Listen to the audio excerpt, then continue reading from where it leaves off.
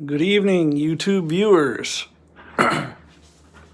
Today I thought I would just do a video on my reloading room. I've always been a avid shooter, which led later to reloading. And this is the setup I've got right now for my reloading. This is the bench in general. I've got two presses. I've got a Progressive RCBS Pro 2000, and then I've got a single stage rock chucker here. When I made the bench, I made it with these quick pull-out tabs. I've got a trimmer up here on one, and then I've got a blank, so you can pull these out at any time, slap a blank in, and have a full table. Keep a lot of my tools hanging over here.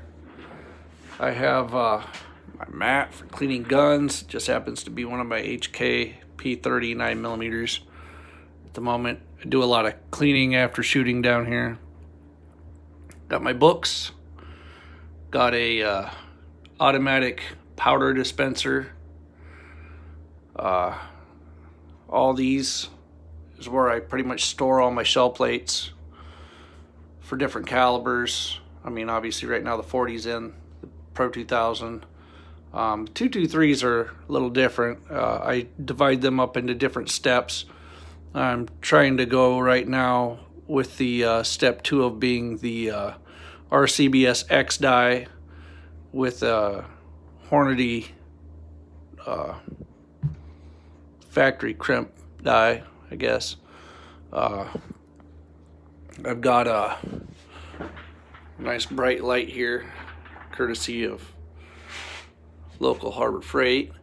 I keep all my powders up here. These are all my pistol powders. Then it goes on into different rifle powders. Like I said, I got my trimmer attached to one of those, and then the blank slate right here.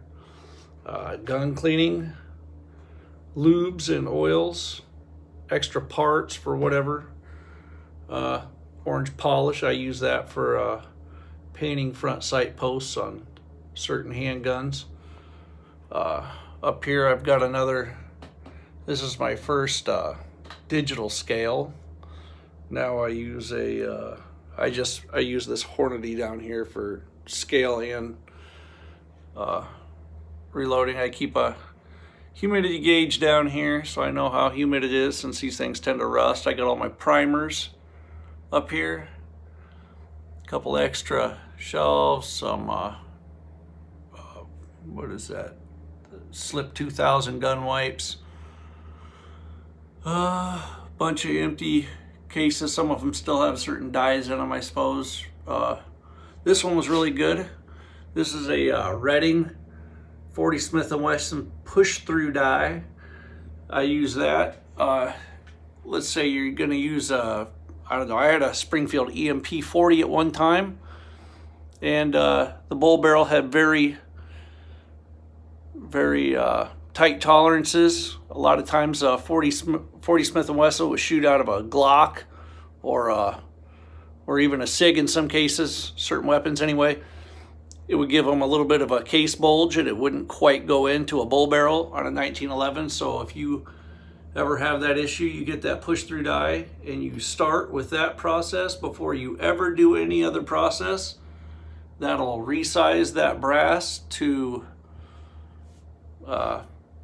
I guess new spec, and then you go about your reloading and you will not have any issues. This is also part of that, the Redding die. It pushes the brass up through and it keeps it in there, and then you can just dump that out into whatever. I keep a lot of my reloading strips over here.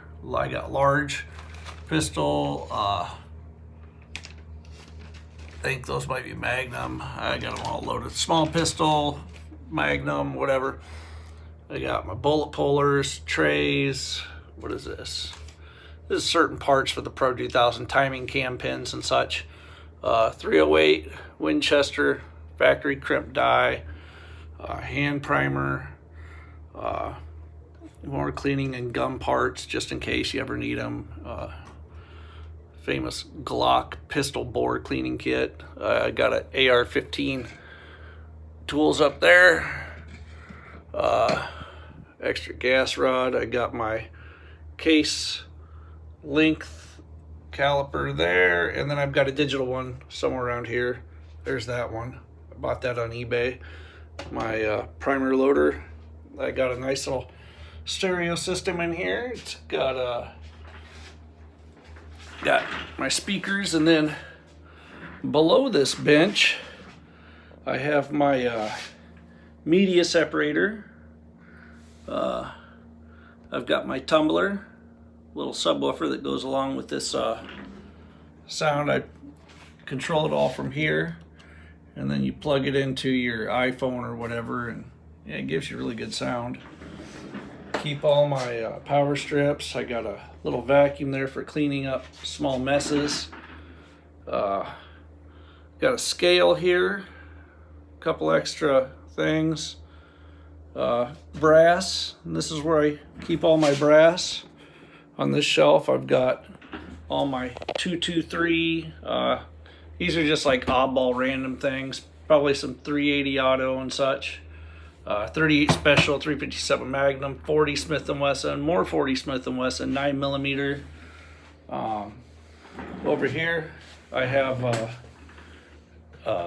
brass sorters, and helps sort out certain calibers in the bucket. I keep all my excess brass and spent casing stuff all here. You'd be surprised what that stuff weighs after a while. Anyway, then coming over here, I have some media down here, some more brass. And those two buckets over there are probably different brass. I keep a lot of my like 380 bullets there, 9mm, 38 special, 357, what have you, 40 Smith & Wesson. These are probably 308, yep, 308s, 45s, 223s, whatnot. This just happens to be a rack of, I usually put the guns on that I'm either shooting or cleaning or whatever that I've been messing with.